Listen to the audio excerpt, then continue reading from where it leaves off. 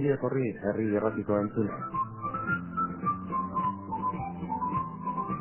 Bienvenidas y bienvenidos todos a este espacio que organiza periódicamente la Sociedad de Estudios Vascos, Eusko Ikaskuntza.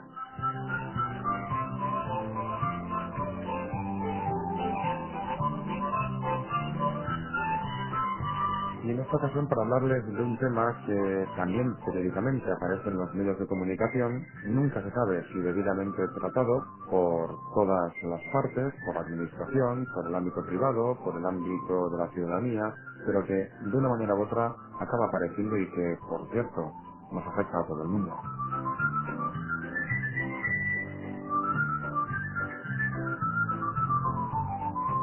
Y hablamos precisamente del medio ambiente, de nuestro entorno, de si lo cuidamos, de si no lo cuidamos, de si está legalizado o no su respeto, si existe un derecho medioambiental, por qué existe, cómo se regula, qué temas preocupan a quienes precisamente conocen muy de cerca y son profesionales de este área. De todo ello les vamos a hablar.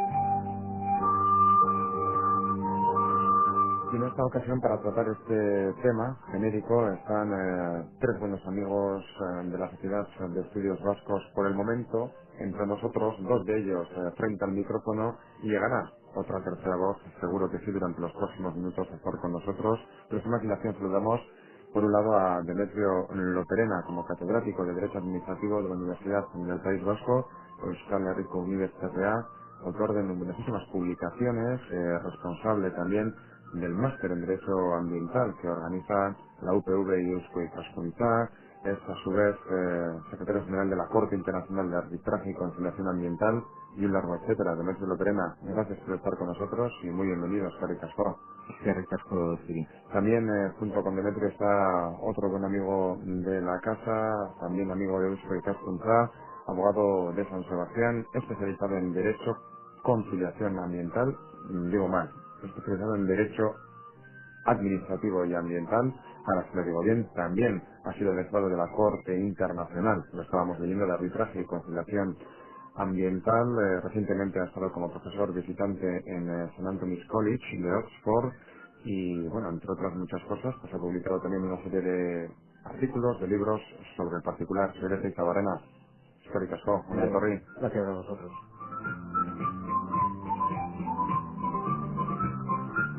Y como decimos, si os parece a ambos dos, arrancamos pues con vosotros, Xavier Demetrio Xavier, para tratar este tema del debate ambiental que se pueda suscitar en todos los ámbitos o en todos los órdenes, pero antes de nada, derecho ambiental, derecho administrativo y ambiental. ¿De qué estamos hablando? ¿Existe un derecho ambiental como tal? Es decir, hay una legislación que se preocupa del medio ambiente, Demetrio Loperena. Desde luego que sí, pero la pregunta previa te la haría yo a ti casi. ¿Qué es el medio ambiente? Si me respondes a esa pregunta, yo te respondo a qué es el derecho ambiental. Eh, realmente ¿Sirve la naturaleza que nos rodea?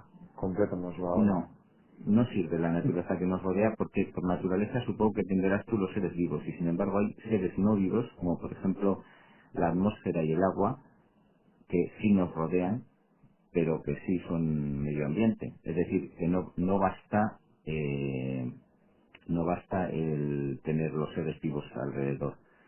Tenemos que tener también los elementos no vivos alrededor. Y no solamente los elementos no vivos como el agua y la atmósfera alrededor, sino además en sus parámetros adecuados. Porque el planeta ha conocido otras composiciones atmosféricas, otras composiciones del agua o de distintos líquidos que han existido sobre la superficie terrestre y en ellas el ser humano no es capaz de sobrevivir. Por lo tanto, el medio ambiente desde mi punto de vista es los parámetros biosféricos. Es decir, si la atmósfera tiene otra composición y el clima, por lo tanto, se descompone o la respiración es imposible, ya no nos interesa. Tendremos atmósfera, sí, pero no tendremos la que necesitamos nosotros. Si el agua tiene otra composición, si se desenvuelve de manera distinta a la que se desenvuelve en este momento en el planeta Tierra, pues será agua, pero no será la que necesitamos. Y si los componentes bióticos de la biosfera como pueden ser, desde luego, las plantas y los animales, desde el más pequeño invertebrado hasta el león, por llamarlo de alguna manera, a los que están en el vértice de la pirámide. Si no viviésemos con este tipo de animales, pues tampoco seríamos capaces de sobrevivir.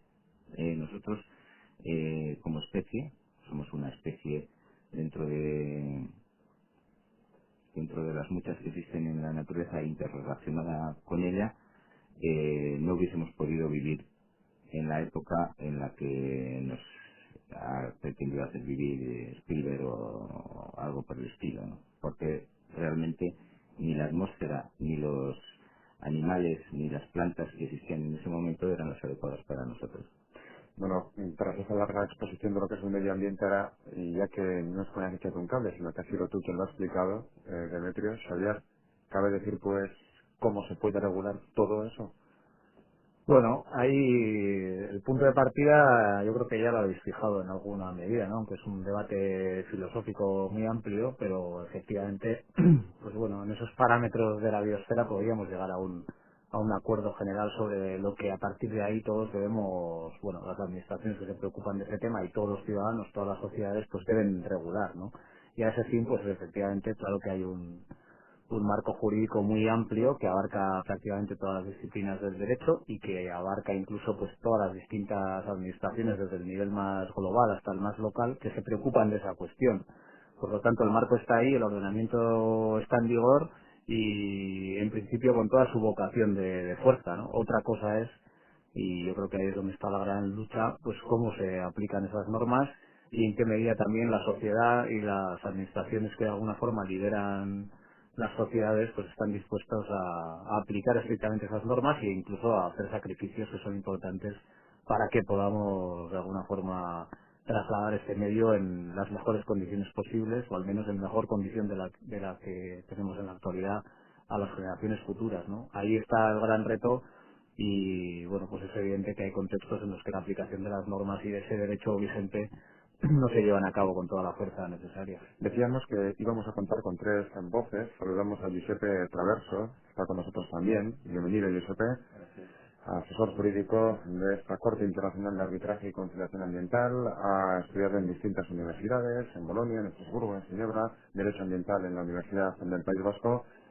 Casco, gracias por estar con nosotros. Pues comentaban Demetrio y Xavier Barrena, por un lado, qué significa el medio ambiente y que este está regulado por ley.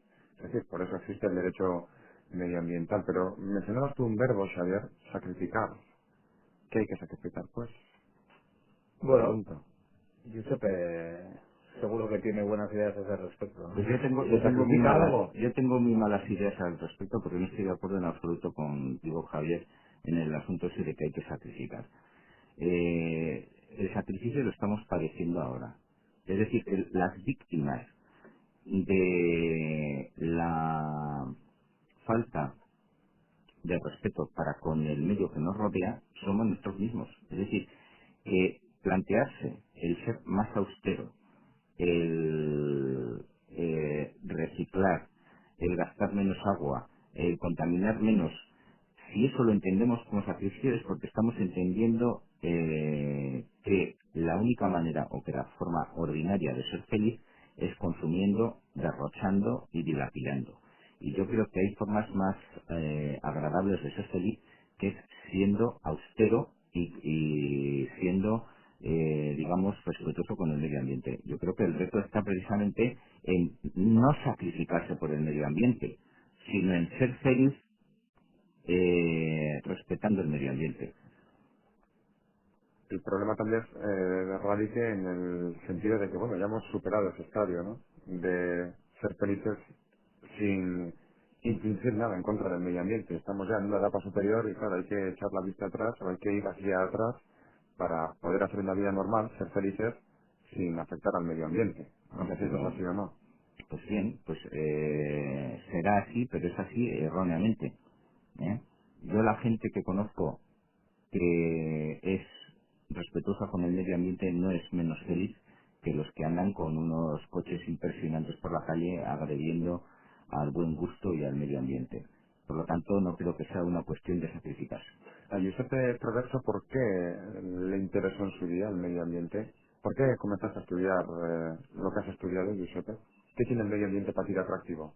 Para mí, bueno, el medio ambiente básicamente es todo lo que nos rodea y al final cuando tú miras a cada persona, o sea, en la gestión de nuestro tiempo libre y una de las maneras para ser feliz efectivamente, o sea, para pasar unos tiempos, alejarse un poco del medio urbano y, y gustar de lo que hay alrededor, que son cosas muy sencillas, pero cuando tú miras, o sea, hay una contradicción bastante divertida que si nosotros miramos las estadísticas de lo que la gente pide hacia la administración pública, siempre vamos a ver que mucha gente, o sea, tiene muchas peticiones, hay muchas cosas que pedimos a la administración pública para mejorar el medio en el cual vivimos.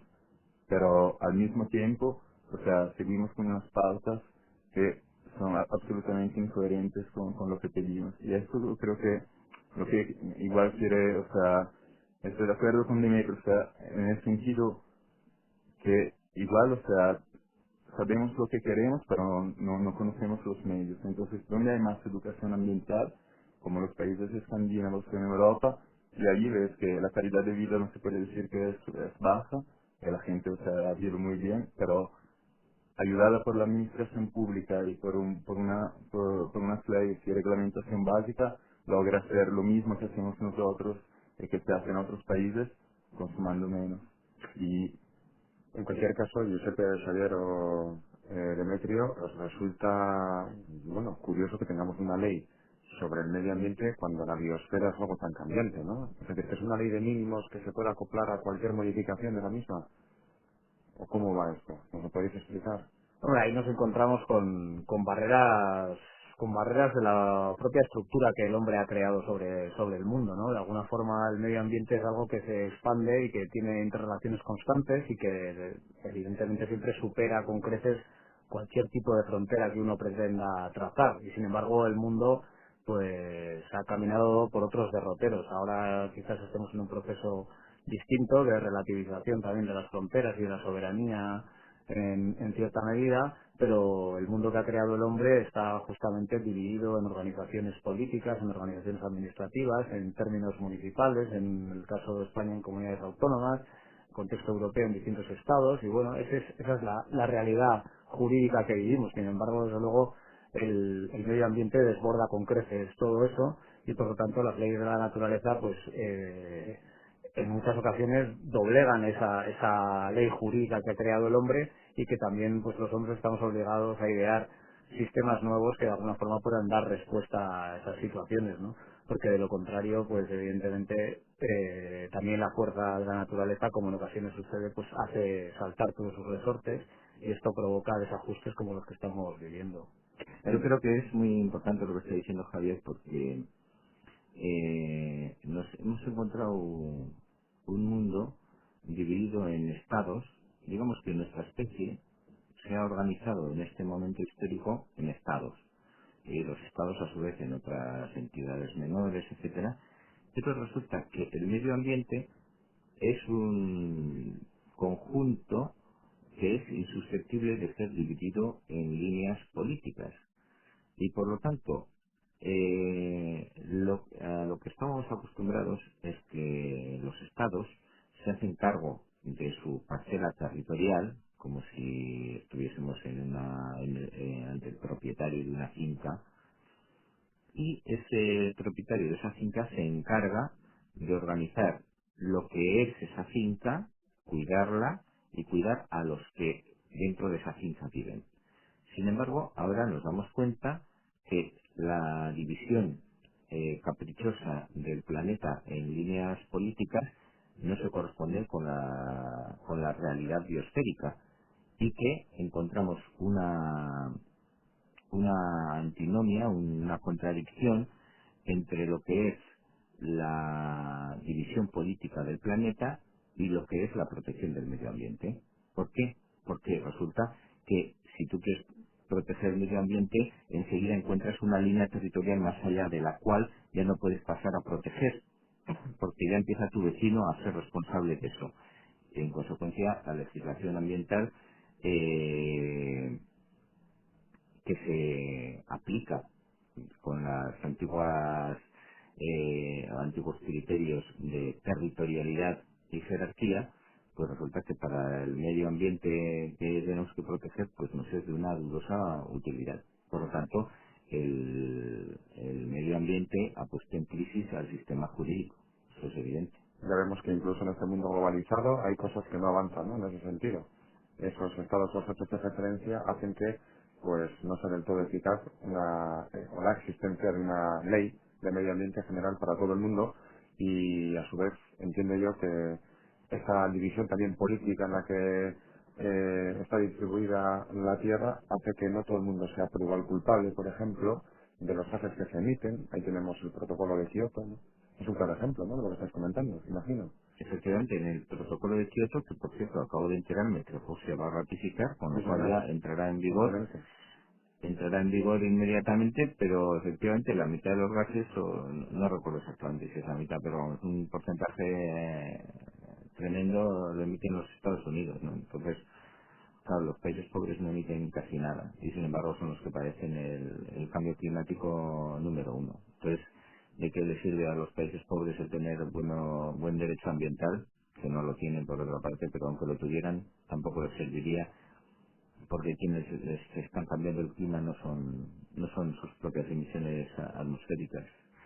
Y aquí yo creo que se desnuda un poco el derecho, porque el derecho es un instrumento basado en valores éticos para la convivencia social. Aquí se nos ha quedado estrecho el marco del derecho de la Revolución Francesa y necesitamos crear un Global Common Law, un derecho común mundial, y no solamente para los efectos ambientales, sino para otros problemas que son, no digo preexistentes, porque en el sentido científico de la palabra no podríamos decir que son preexistentes, pero sí son preexistentes desde la perspectiva ética, ¿no? O sea, no va a haber salvación ambiental con millones de personas muriendo de hambre diariamente. Bueno, bastante neuro nos lo estáis poniendo. Es un tanto frustrante ser, por lo tanto, un experto en esta materia, Demetrio, Giuseppe o Xavier. Digo, hay muchas cosas por cambiar, hay mucho por mejorar. Igual, más que frustrante, es atractivo, precisamente por eso, porque hay todo un mundo, nunca mejor dicho, por recorrer. Bueno, ahora es un momento muy atractivo porque yo creo que el gran avance es que sí es cierto, en la sociedad efectivamente pues hay un nivel de conciencia mucho más alto que hace unos años, ¿no? Y en ese sentido pues hay un grueso de población importante que está preocupado honestamente por esa situación, sin perjuicio que también haya evidentemente gente que se aferra al medio ambiente por otro tipo de intereses, pero el nivel de concienciación ha crecido sustancialmente y eso hace que la situación sea atractiva, ¿no? También las administraciones públicas, pues bueno, han cometido sus errores, pero es evidente que también ha habido avances sustanciales con respecto a los últimos 20, 25 años. Sin embargo, pues hombre, nadie puede olvidar un poco cuáles son la complicada situación del mundo a todos los niveles y los niveles de pobreza terrible en distintos lugares del planeta, los conflictos bélicos y cómo el sistema internacional, y ahí pues hombre, volvería un poco al discurso de Demetrio, donde efectivamente el derecho, ese derecho global, ese derecho internacional, que es derecho interno también a la vez y que está vigente, pero sin embargo, pues bueno, hay lugares del planeta donde su aplicación no existe todavía la institución que tenga la fuerza suficiente como para hacer ejecutar esas normas. Y de no existir esa institución, también hay muchos estados que se sienten remisos a hacer ejecutar esas normas. Incluso hay jueces y juristas como nosotros que desconocen la existencia de ese derecho internacional. Por lo tanto, hay problemas prácticos que no terminamos de superar, pero el momento sí es al menos de sincera esperanza por la situación, ¿no? Vayamos a problemas prácticos y reales. Vosotros, juristas, conocedores del derecho medioambiental, os preocupáis más que el ciudadano de a pie aquel que no conoce este mundo, por ejemplo, Giuseppe, en reciclar la basura, y entramos ya en un tema que además en este entorno nuestro durante los últimos tiempos pues está generando, no sé si cierta polémica, cierto comentario en la gestión de los residuos sólidos urbanos. Hasta la fecha, bueno, pues se enviaba todo a un vertedero y parece que como está aquello allí escondido, nadie lo ve, no nos enteramos que existe, desaparece. Pero nos estamos dando cuenta de que no es así y de hecho los plazos ya están absolutamente saturados. Giuseppe, ¿tú reciclas con mayor voluntad que un ciudadano de a pie? Lo pregunto para introducir el tema, sin más. Sí, por mano suerte creo que sí. Y aquí en San Sebastián estuve viviendo hasta ahora en 3 pisos y siempre se me ocurrió con gente de mi edad, o sea, 28 años, gente bastante joven. Y sí, y se me ocurrió que, bueno, tuve como que imponer mi voluntad o por lo menos intentar de convencer a mis compañeros. Yo creo que el ejemplo de los desechos es bastante emblemático y significativo. Por un lado hay los deberes de los ciudadanos. Y creo que nuestra generación, o sea, nuestra generación por un lado igual es más sensible a la cuestión medioambiental porque ya hemos nacido en un medio muy urbanizado y sin preocuparnos de necesidades básicas. Pero por otro lado, creo que hemos nacido un poco con la idea que tenemos derechos. Igual hemos un poco, olvidamos siempre que tenemos deberes también. Entonces, o sea, es muy fácil que criticamos y luego, o sea, cuando se trata de mirar lo que nosotros, o sea, nuestra contribución individual, allí ya las cosas son diferentes. Y por otro lado, a nivel de derecho, entonces de lo que hace la administración pública para los ciudadanos, yo creo que hay que seguir el camino que solo se ha empezado y a nivel de información sobre todo, porque la gente, o sea, todavía como ciudadanos o sea, no somos suficientemente conscientes del valor, de lo que significa reciclar, del valor que tiene, de la diferencia que hay entre utilizar una materia prima nueva, o sea, extraer materia prima desde la tierra cada vez por un producto que aparentemente es insignificante como una lata de atún, una caja cualquiera, y en cambio poder reciclar. Y entonces a mí siempre me parece curioso, o sea, la falta de equilibrio que hay entre la publicidad comercial y la publicidad, no sé si se llama social, o la publicidad, o sea, promovida por las autoridades públicas. Entonces sabemos a memoria la publicidad de un coche, pero es muy difícil, o sea, que a nivel de input, o sea, no siempre en una serie de informaciones que son tan importantes para poder, o sea, educarnos y ser un poco más conscientes de lo que hacemos cotidianamente. O sea que por un lado igual desde las administraciones tampoco se hace todo lo que se debiera para concienciar a la ciudadanía, pero sobre todo, ojo, y eso empieza por uno mismo, y que es que el ciudadano enseguida exige derechos, pongamos por caso el tener el contenedor cerca de casa porque me corresponde y tal, pero luego sus deberes le cuesta aplicar. Dices, a veces no cumplimos nuestros deberes, y yo creo que por ahí empieza todo, ¿no? Por uno mismo. Demetrio, ¿cómo lo observas? Bueno, yo hace tiempo que no practico ninguna religión y entre esos compromisos que tengo tampoco practico ninguna religión ecológica, ¿no? ¿Qué quiere decir esto?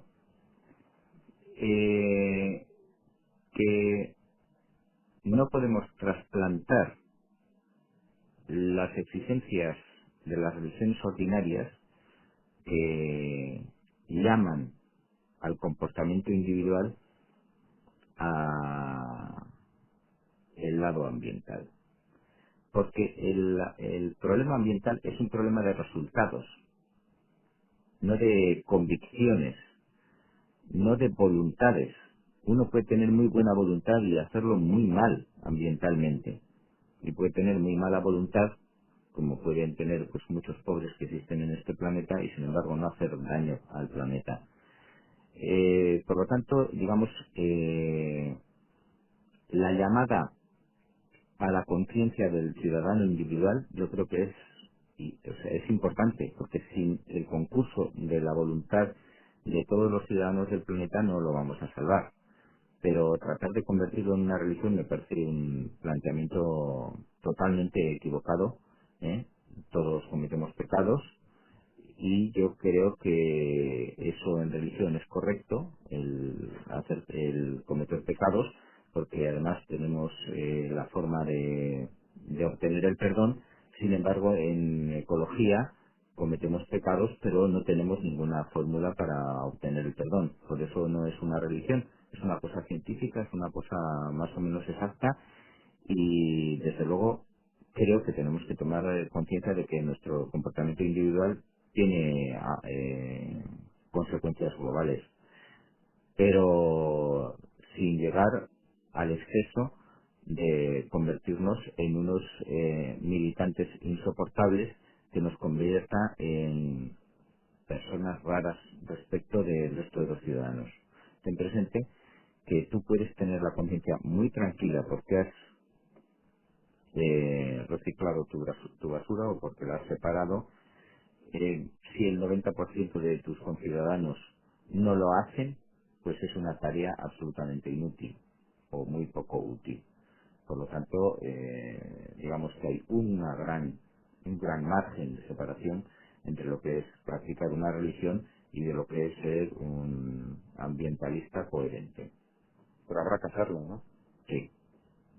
Recientemente en Madrid se ha celebrado un simposio sobre dar un enfoque integral a la realidad, al tema medioambiental, organizado por el TMS norteamericano, estadounidense, y por Inasmet Tecnalia, hablando precisamente del aire, del agua y del suelo. Y recientemente estaba, entre otros, un profesor de las universidades de Okayama y Hokkaido de Japón, el señor Masaru Tanaka, quien hablaba, por un lado, de la concentración poblacional de Japón.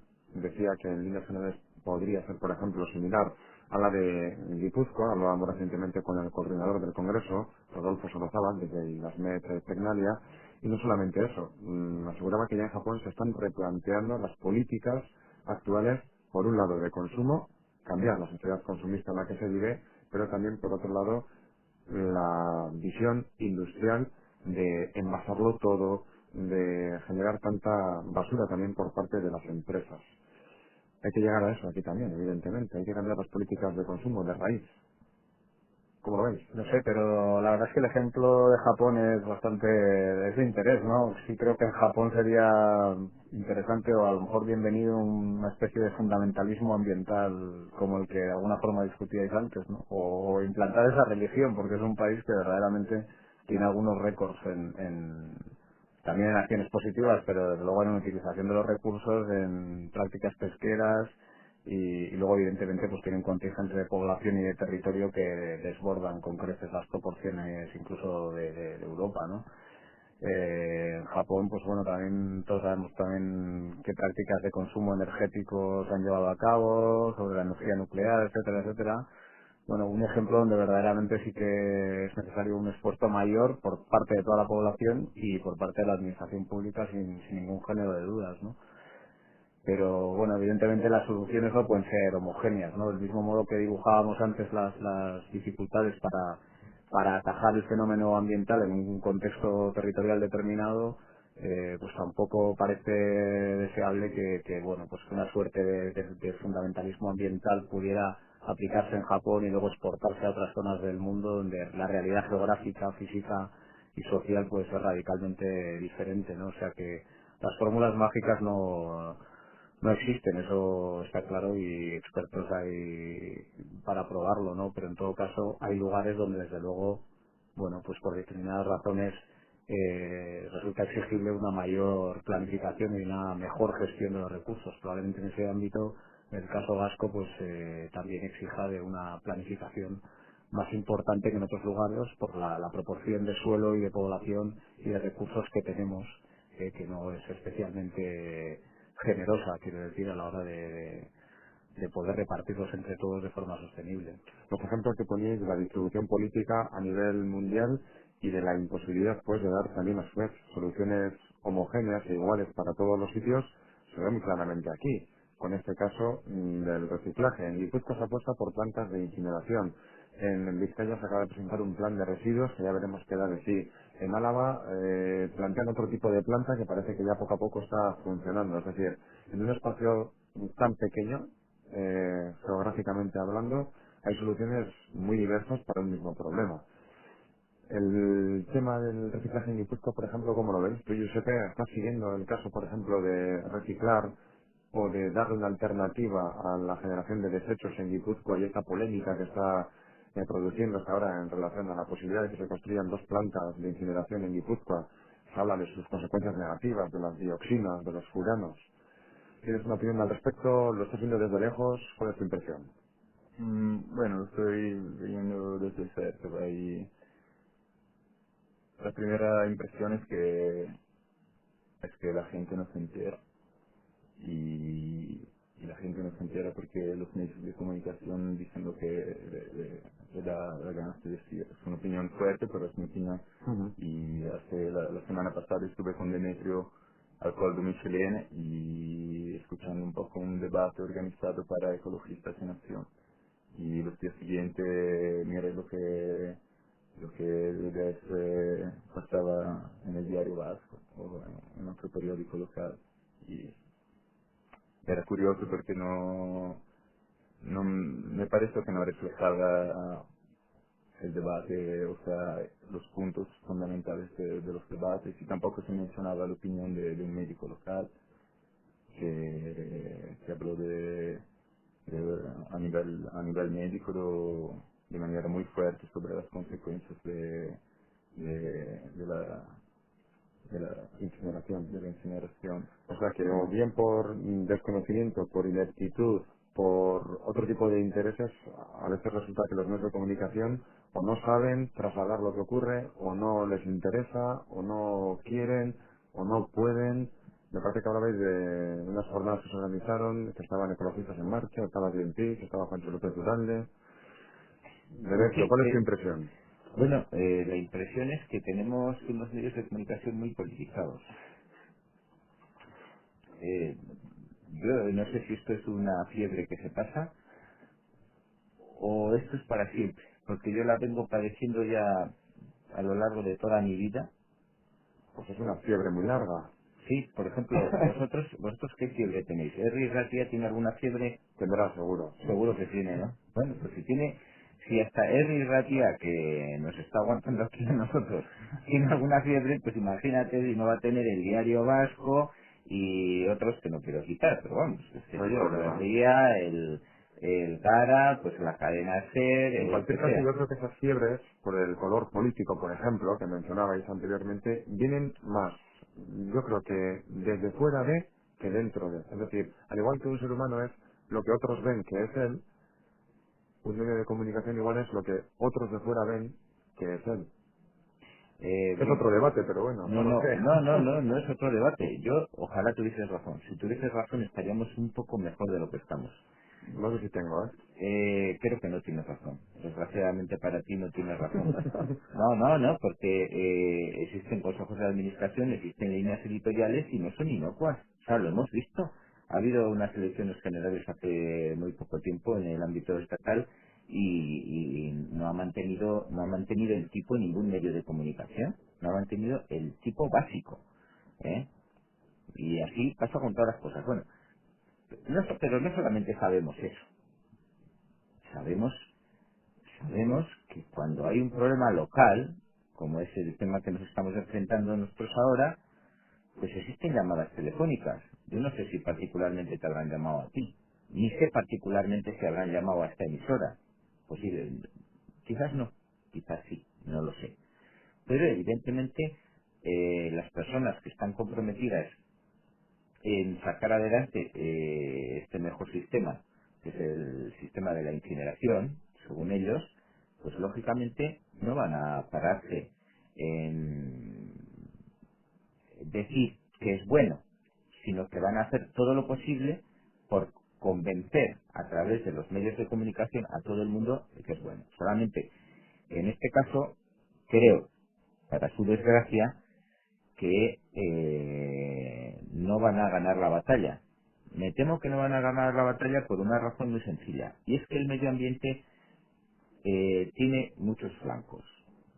Tiene el flanco de salvar los pajaritos, el flanco de salvar los escarabajos, el flanco de salvar unos arbolitos, tiene varios flancos. Ahora, hay un flanco que es el sanitario. Y el flanco sanitario es un flanco que la ideología y la manipulación informativa y la manipulación política es muy difícil que se lo salten. Entonces, aquí tenemos un problema. Es verdaderamente inocuo. O sea, no tiene ninguna afectación para la salud. La incineración en los puntos en los que se ha dicho, pues parece que es dudoso. O sea, si hay polémica es porque es dudoso. No puedo imaginarme yo que haya personas malas que estén tratando de engañar diciendo que es malo lo que es bueno. Es bueno incinerar y están diciendo que es malo. No. Están diciendo que es malo porque ellos sinceramente piensan que es malo. Y si hay un colectivo de personas, que no sé cuántas serán, pero porcentualmente significativa, piensan que es malo incinerar, y más con la chimenea metida dentro de San Sebastián, pues tenemos un principio jurídico y político que se llama el principio de precaución, que nos indica que cuando hay duda hay que abstenerse. No sé yo si se van a abstener, porque si volvemos a lo político, quien tiene la batuta tiene la batalla política ganada. Digo porque en clave de siglas, pues PNV, PSE, PP, EA, en Juntas Generales en Guipúzcoa se han posicionado a favor y únicamente Esquerra o Aralar, las siglas políticas son quienes, y dentro de los que tienen hoy en día representación, y dicen que no. Entonces, ¿qué es? Ahí le hacéis a Barana. Bueno, yo creo que habéis introducido muchas de las claves del debate sobre la incineración, en este caso en Guipúzcoa. Ahí, desde luego, no cabe más remedio que, y con toda legitimidad, que exigir a todas las administraciones públicas pues un ejercicio de la máxima transparencia, un ejercicio de reflexión profunda y de búsqueda de consenso y ahí también pues sería una vez más una llamada al derecho más que a la política, ¿no? Porque pues los responsables políticos ahí están para gestionar los problemas de la sociedad y para liderar y dar soluciones, pero efectivamente pues también el derecho y la ciencia tienen respuestas para estos temas y los responsables políticos tienen que garantizar que este problema se resuelva de la forma más inocua posible, ¿no? Sin prejuzgar que evidentemente no hay soluciones absolutamente inocuas para un problema de estas características, pero el primer paso, que yo creo que es fundamental, es evidentemente tomar conciencia del problema, que en alguna medida lo hemos comentado al principio, tomarlo en serio porque es uno de los problemas ambientales más graves que tenemos entre manos y a partir de ahí desde luego buscar una despolitización de la situación, ¿no? Y ahí lo mismo da en un ámbito que en otro. Tú has citado también varios ejemplos donde se pone manifiesto cómo en el contexto vasco hay distintas aproximaciones al tema de los residuos y en un territorio pequeño pues ya parece que se aportan distintas soluciones, algunas de las cuales son controvertidas, pero en todo caso, al margen de la afiliación política de cada cual y de sus creencias y demás, lo importante sería, desde luego, evitar que esto se convierta en una especie de arma arrojadiza a través de la cual, pues bueno, cada uno pretende sacar su pequeño rédito, ¿no? Yo creo que por ese camino no tiene ningún sentido y el camino, pues ser transparente, hacer los análisis que sean pertinentes, buscar el consenso con toda la sociedad y particularmente con las personas que puedan resultar más afectadas por este tipo de instalaciones y desterrar cualquier tipo de politización. Ya sé que esto evidentemente suena complicado, pero lo que no es posible es con un problema de estas características que pues que cada administración, y aquí pues no creo que merezca la pena citar los ejemplos, trate de hacer bandera de una cuestión que es un problema de todos, que no se puede restringir a un término municipal o a dos o a tres, sino que sin perjuicio que estemos hablando de Guipúzcoa, esto afecta igualmente a Iparralde y va a afectar a Vizcaya y la contaminación va y viene y el problema ambiental se interrelaciona constantemente. Bueno, en el Reino Unido hay legislación sobre este tema en el sentido incluso de determinadas restricciones de cultivo en zonas colindantes con carácter transfronterizo, etcétera, etcétera. Quiere decir que la situación tiene su complejidad y que exige, pues efectivamente, la mayor transparencia posible y un esfuerzo, sobre todo, de despolitización, ¿no? Porque ya bastante politizados estamos a todos los niveles como para seguir profundizando cuando es una cuestión que efectivamente pues tiene connotaciones de salud y de medio ambiente. Bueno, pues Creo veremos si se que despolitiza, aunque cuesta creer eso que vaya a ocurrir o que eso vaya a ocurrir en este país. No sé, Demetrio, ¿vas a añadir algo más? pues sí, sí, quiero añadir que tiene Javier mucha razón, pero yo puntualizaría, porque el problema no es que se politice, el problema es que se partidice. Ese es el asunto. Entonces, aquí los temas ambientales, yo no digo que con los demás no hagan lo mismo, ¿no? Pues aprovechan las debilidades de uno, o las debilidades o las posibles circunstancias adversas en el plano de la opinión pública para castigar. Y eso es un comportamiento políticamente primitivo. Yo no digo que sea antidemocrático, ¿eh? Yo creo que es democrático, pero es primitivamente democrático. Hay que pensar en la ciudadanía, no en el partido. Y desgraciadamente, hasta en los temas locales, aquí en Euskadi, hasta en los temas locales estamos pensando en el partido. Y si el partido nos dice una cosa, aunque la ciudadanía nos esté diciendo la contraria, hacemos lo que el partido nos llama. Eso es una anomalía democrática que deberíamos desterrar. Y que desde luego los concejales y